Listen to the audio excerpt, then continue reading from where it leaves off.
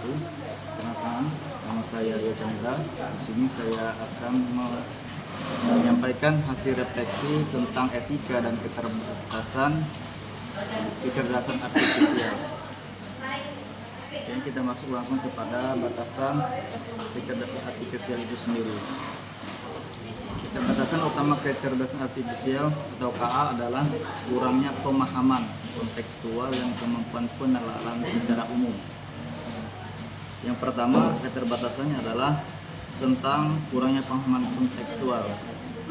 Kecerdasan artifisial terutama KA generatif bergantung pada data pelatihan yang harus diberikan terlebih dahulu. Nah, jika data tersebut tidak lengkap, bias atau tidak mempresentasikan konteks yang kompleks, kecerdasan artifisial ini dapat menghasilkan output yang salah atau tidak relevan. Kemudian kesulitan juga memahami nuansa bahasa yang mencerminkan batasan dalam kemampuan suatu sistem itu sendiri. Makna lebih dalam kompleks dari bahasa manusia, sarkasme maksudnya adalah penggunaan kata-kata yang tampak positif atau netral, tetapi sebenarnya itu mengandung kata-kata negatif atau ngejek. Sebagai contoh, tentu aku senang sekali mendapatkan tugas tambahan ini di tengah kesibukan lain. Nah, ini ungkapan menunjukkan ketidaksetujuan dan rasa tidak senang pada tugas tambahan tersebut. Kemudian yang kedua adalah kemampuan penalaran yang terbatas. Kecerdasan artifisial unggul dalam tugas-tugas yang spesifik yang telah diprogram, tetapi masih kurang dalam kemampuan penalaran umum dan pemecahan masalah yang membutuhkan suatu kreativitas, intuisi, dan penalaran di luar data latihannya. Kecerdasan artifisial dapat mengikuti aturan, tetapi tidak selalu dapat memahami aturan.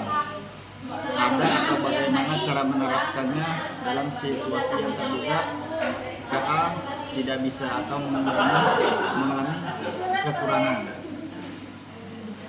Nah, kemudian yang B, dampak keterbatasan kecerdasan artifisial di sekolah. Kita langsung masuk pada yang pertama, informasinya tidak akurat. Jika kecerdasan artifisial digunakan untuk memberikan informasi edukatif, kurangnya pemahaman kontekstual dapat mengakibatkan penyampaian informasi yang salah atau bias yang dapat membingungkan atau menyesatkan siswa kita. Kemudian yang kedua, ketidakmampuan beradaptasi. Maksudnya adalah keterbatasan pengenalan umum dapat membatasi kemampuan kecerdasan artifisial untuk beradaptasi dengan kebutuhan belajar yang beragam. KA mungkin tidak dapat memberikan dukungan yang tepat bagi siswa yang memiliki gaya belajar atau tingkat pemahaman yang berbeda. Nah, itu salah satu ketidakmampuannya dalam beradaptasi. Jadi dia tidak tahu sebagaimana itu kemampuan semua dari siswa tersebut. Karena siswa itu beragam-ragam tingkat pemahaman kompetensinya. Ada yang cepat memahami, ada yang lambat, seperti itu. Kemudian poin ketiga, ketergantungan yang berlebihan. Ini yang berbahaya. Ketergantungan berlebihan pada kecerdasan artifisial dapat menghambat pengembangan siswa berpikir kritis. Nah, ketika sesuatu instan mudah didapatkan lewat KA ini, siswa kita mungkin akan merasa terbantu betul, tetapi itu akan memicu malas berpikir tadi, sehingga dia mencari sesuatu yang instan tanpa dia mempelajarinya lebih lanjut lagi, lebih mendalam lagi, seperti itu. Siswa juga akan menjadi pasif dan tidak termotivasi lagi untuk belajar secara mandiri. Kemudian kita masuk pada prinsip etika dalam kecerdasan artifisial di sekolah.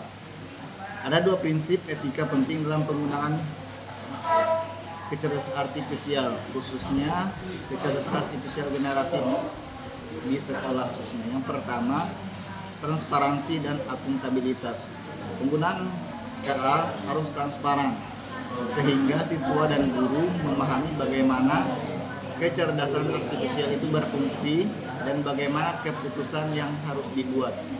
Sekolah perlu memiliki mekanisme akuntabilitas dengan memastikan KA digunakan secara bertanggung jawab dan etis. Sebagai contoh, Guru harus menjelaskan kepada siswa bagaimana KA digunakan dalam proses pembelajaran dan memberikan kesempatan bagi siswa untuk memberikan masukan. Nah, itu sebagai contohnya.